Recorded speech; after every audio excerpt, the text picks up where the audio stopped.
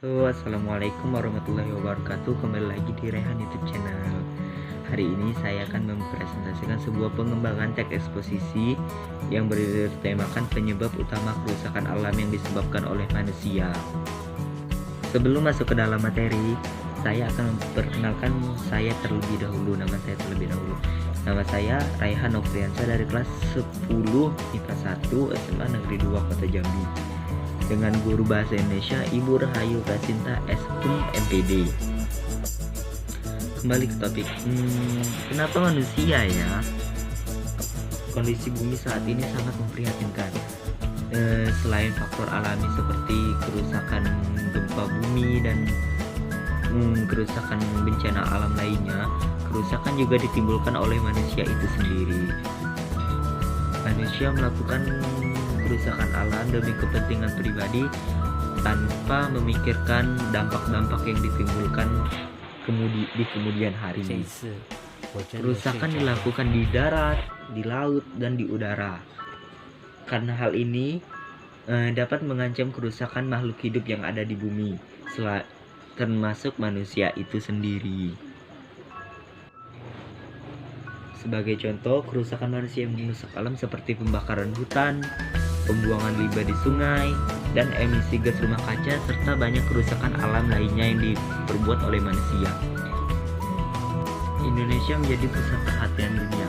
Pasalnya, pada tahun 2015 silam, kebakaran hebat melanda Indonesia, terkhusus Pulau Kalimantan, Pulau Sumatera, dan pulau-pulau kecil di sekitarnya. Dampak dari kebakaran hutan ini hancurnya 20.000 km persegi hutan yang ada di Indonesia, dan diperparah 3 kali lipat pada tahun berikutnya, yaitu pada tahun 2016.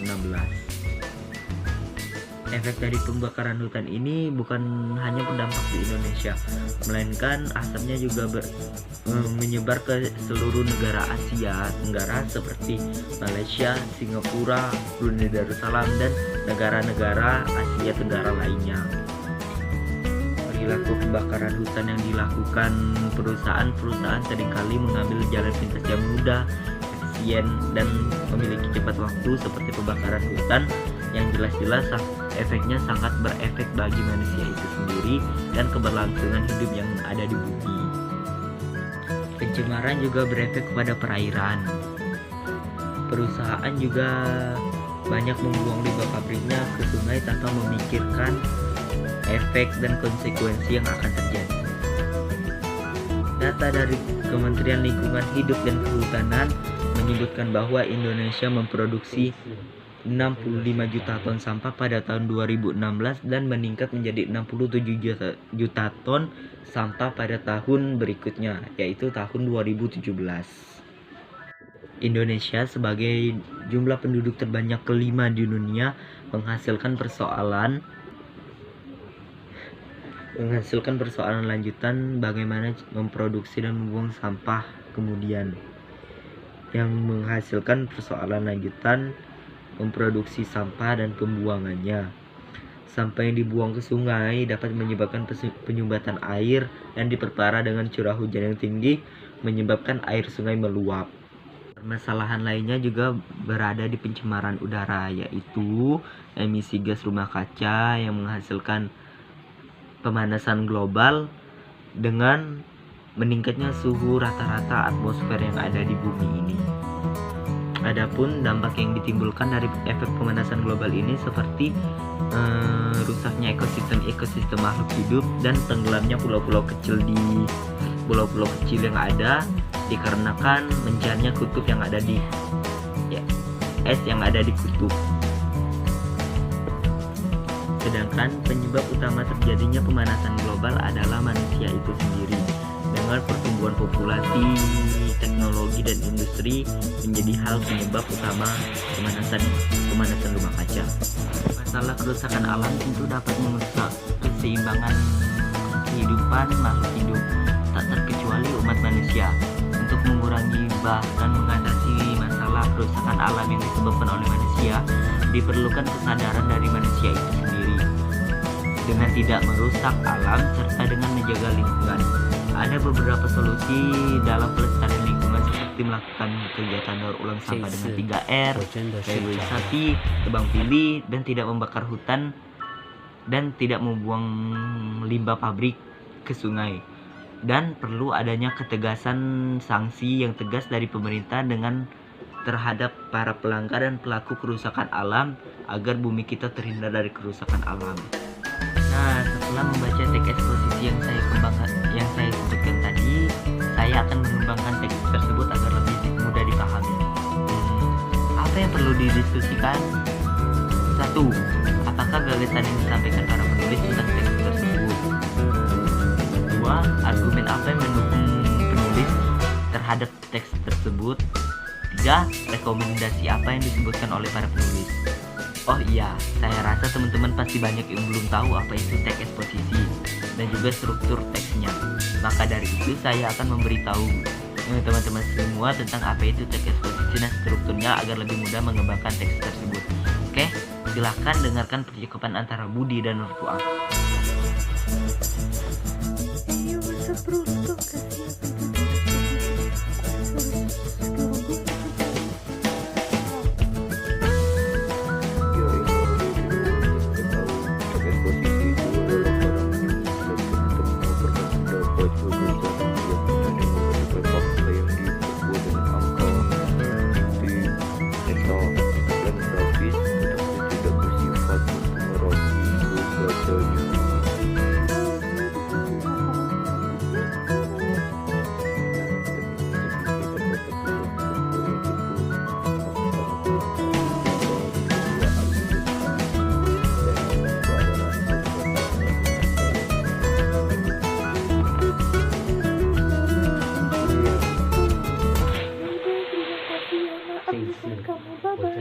Nah, sekarang sudah tahu kan dari Budi dan Nurfuah. Sekarang kita akan melakukan pengamatan tentang teks tersebut. 1. Yang kedua adalah argumen. Argumen adalah struktur teks eksposisi setelah melakukan pengamatan yang tadi. Argumen yang pertama adalah Indonesia menjadi pusat perhatian dunia. Pasalnya, pada tahun 2016, kebakaran hutan melanda Sumatera, Kalimantan, Pulau Jawa, dan pulau-pulau kecil yang lainnya yang menghancurkan 20.000 km persegi hutan yang ada di Indonesia. Yang kedua, pada tahun 2016 tercatat 3 kali lebih banyak daripada tahun 2015 perilaku yang dilakukan demi membakar lahan baru agar lebih hemat, cepat, dan efisien. Yang ketiga, data Kementerian Lingkungan Hidup dan Kehutanan Indonesia menyebutkan bahwa Indonesia memproduksi sampah 65 juta ton pada tahun 2016 dan meningkat menjadi 67 juta ton pada tahun 2017. Yang keempat adalah permasalahan lain kerusakan alam adalah pemanasan global, yaitu meningkatnya suhu rata-rata di permukaan bumi yang menyebabkan kutub-kutub yang ada di bumi mencair.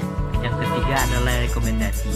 Tensis atau rekomendasi berupa tanggapan penulis tentang permasalahan agar segera diatasi, seperti untuk mengurangi masalah, bahkan mengatasi masalah kerusakan yang disebabkan oleh manusia. Diperlukan kesadaran manusia itu sendiri dengan membuang sampah di tempatnya dan melakukan rehabilitasi serta daur ulang sampah, serta ketegasan pemerintah dengan menghukum para perusak alam dengan sanksi-sanksi yang tegas.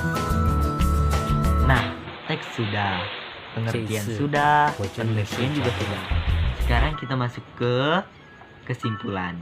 Jadi hasil dari penelitian yang saya kembangkan ada teks eksposisi ini berupa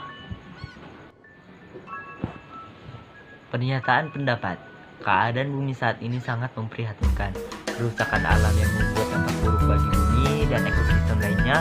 Kerusakan dilakukan di darat, laut maupun udara yang dapat mengancam seluruh kehidupan yang ada di bumi. Jadi pusat perhatian dunia. Pasalnya pada tahun 2015 Indonesia tercatat telah melakukan pembakaran hutan yang sangat hebat, yaitu pembakaran hutan seluas 20.000 km persegi yang membakar pulau-pulau di Kalimantan, Sumatera, dan pulau-pulau kecil di sekitarnya, yang menyebabkan kabut asap yang juga dirasakan di negara tetangga. dan negara-negara kawasan Asia Tenggara lainnya.